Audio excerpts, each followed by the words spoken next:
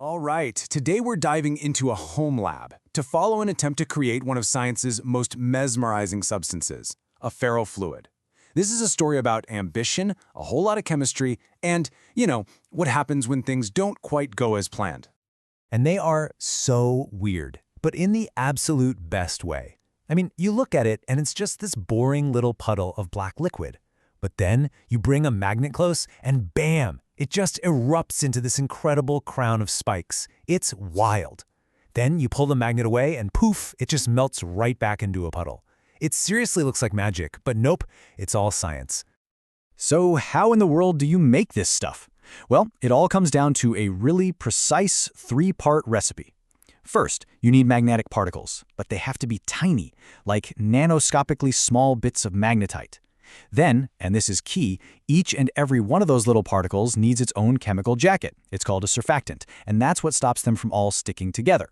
Finally, you take all that and you suspend it in some kind of carrier liquid, like oil. If you can get that combo just right, that's when you've got a perfect ferrofluid. Okay, so that sounds incredibly complicated, right? Which brings up a pretty obvious question. Why would anyone bother going through all that? Why not just buy some? Well, the answer is pretty simple. It comes down to one word: money. Commercial ferrofluid is shockingly expensive. We're talking, in some places, $1 per milliliter. So if you want enough to actually play with and do some cool experiments, that price tag just becomes ridiculous. Suddenly, doing it yourself seems like the only way to go.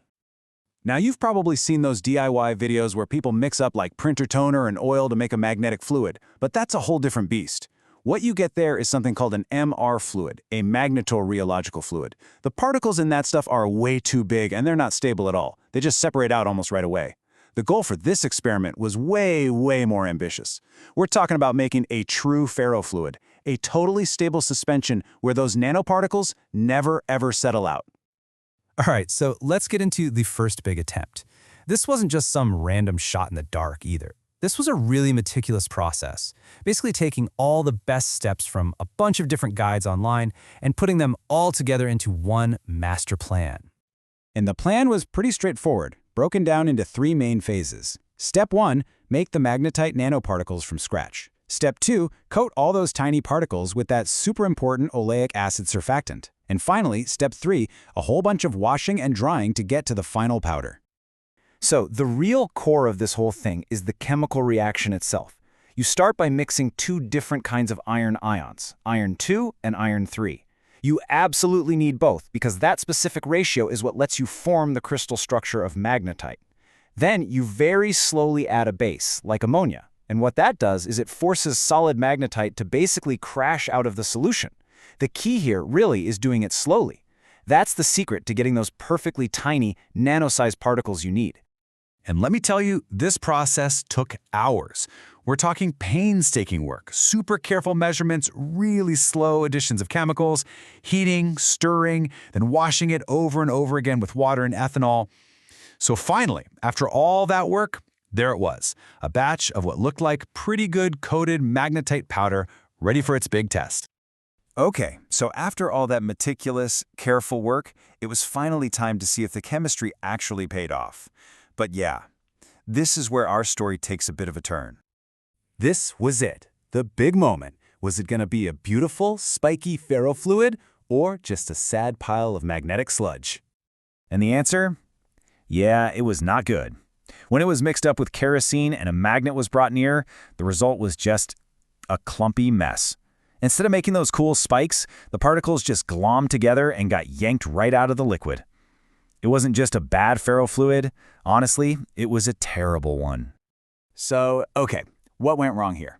The detective work started with a few main ideas. Hypothesis 1, maybe the particles it made were just too big.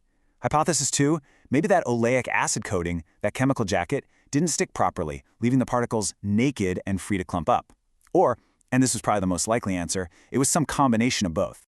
And then came the breakthrough. And it didn't come from some fancy textbook, no. It came from the comment section on another YouTuber's video, which is just a perfect example of how science works these days, shared knowledge. And the insight was a total game changer. It turns out making ferrofluid isn't one step, it's two. First, you have the synthesis, sure, but that has to be followed by a second, super important step, purification. You have to rigorously clean it up to isolate only the absolute best particles. So, armed with this new knowledge, the experiment wasn't a failure at all. It was just incomplete. It was time for phase 2, purification. And the purification process was actually really clever. First, you take that whole failed batch and dissolve it in kerosene. Then you stick a strong magnet underneath the container and just leave it there for a full 24 hours. The whole idea is that the bad stuff, the big, clumpy, poorly coated particles, will get pulled down to the bottom by the magnet. Meanwhile, the good stuff, the tiny, perfectly coated particles, will just stay floating in the liquid. After a day, you carefully pour off that top liquid, add some acetone, and that makes all the good particles crash out of the solution, so you can finally collect them. Okay, get ready for this because this is probably the most shocking part of this whole story. After all that purification, the final amount of high-quality particles was less than 5% of the original batch. Let that sink in. That means over 95% of the stuff made in that first step was basically, for our purposes, just junk. So what about that precious little bits, that final 5%? Well, when it was tested, it still didn't spike. Now, that might just be because it was too diluted at that point, but it did look a lot like the commercial stuff. The real clue, the smoking gun, came after washing it. When you wash the commercial fluid, the solid stuff that's left is pure black, exactly what you'd expect. But the homemade stuff, the precipitate, was brown. And that brown color, that was everything. It pretty much proved that other junk, other non-magnetic or less magnetic iron compounds, had formed during that very first reaction. So the final conclusion wasn't that the process was wrong. It was that the starting chemicals, the iron sulfates and chlorides, just weren't pure enough for such a sensitive recipe. The whole thing was contaminated from the very beginning. So, in the end, no, this attempt didn't make a perfect ferrofluid. But you know what? It produced something maybe even more valuable. A much, much deeper understanding of what it actually takes to get it right. And that really leaves us with a final thought, doesn't it? What's the most valuable part of a failed experiment? Maybe it's the discoveries you can only make after you've already failed. Thanks for following along with this explainer.